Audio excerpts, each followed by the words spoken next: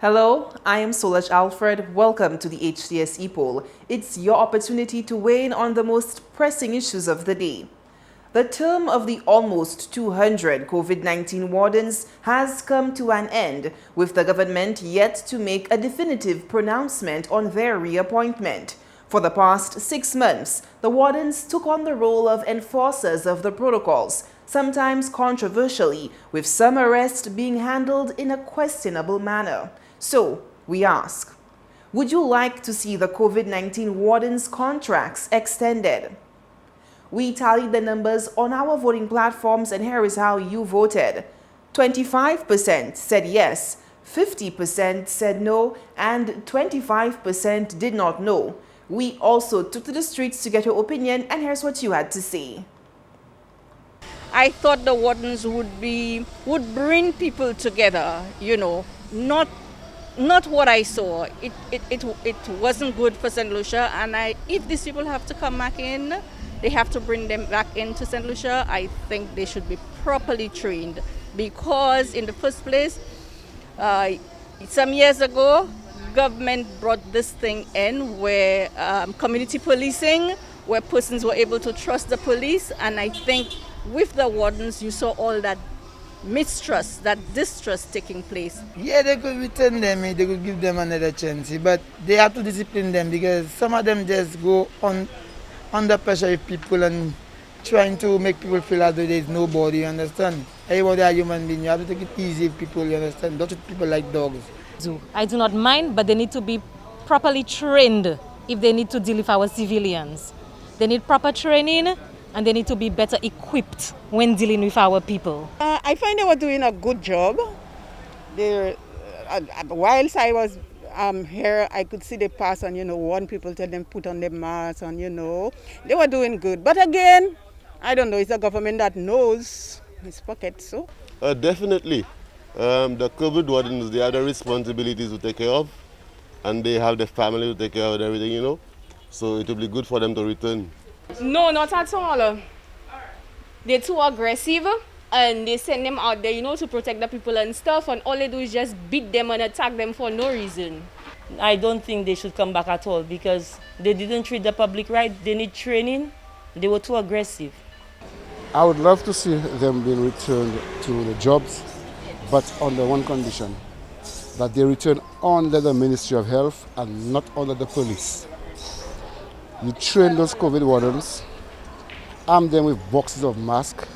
When they see persons without a mask, they approach the person politely and inform them that they need to wear the mask, and you speak to them about it. But when you put them under the police, they adopted an aggressive mood, They tend to think that they are the police themselves, and they want to get an aggressive. That is wrong. Come back? No. Because they wasn't working. They just eating their money for nothing. And they trying and brutalizing people. You are the police. Everybody's supposed to know they're supposed to put their masks. We know what's going on. But you cannot bring wardens in this time, and people need money to eat. They don't even have money to buy food from me. I'm a vendor. The people don't even have money to buy food. You paying wardens, you paying all kind of papi show in the country. It's time for Shasne to go. Most of them were too aggressive. Most of them need to be trained, and if you are dealing with police, to me the government did not do it in the proper way. Police supposed to cut their hair properly shaved, and most of them were not so, and they really abused the power, so I'm not in favor of them coming back. Because the mere presence of the wardens, if some people are not wearing their masks when the wardens appear, they would quickly wear it before the wardens even caution them. These are law-abiding people, citizens. You might find some people who want to, go against them and create a problem for them.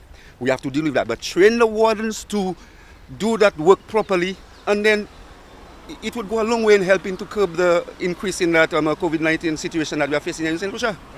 If they go already, they could go and they don't come back, because they have no respect for the Lucian people, And what they do, see what they're doing there? I don't think a lot of people like what they're doing. So you're supposed to treat the Lucian, all right. Thanks for those responses. Now to our new discussion. St. Lucia has to vaccinate about 130,000 of its residents in order to achieve herd immunity.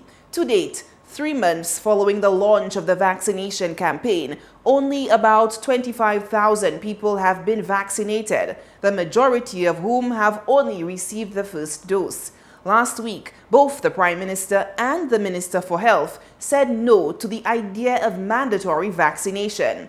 Some countries have sought to address the issue of vaccine hesitancy by incentivizing people to take the jab.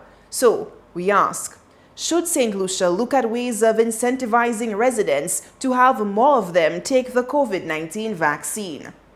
Voting is easy. Just log on to htstlucia.org or Facebook at HTS St Lucia Official and vote. You can also send your response via text or WhatsApp to 584-4HTS. That's 584-4487. For Flow handset owners, as a reminder of your special voting platform.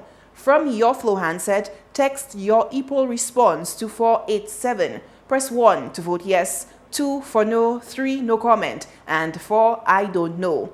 Join the discussion from your Flow device and get the opportunity to win weekly prizes. And our Epoll team is always on the go to get your responses as well. Watch the HTS News Force from 7 p.m. for the results and a new discussion.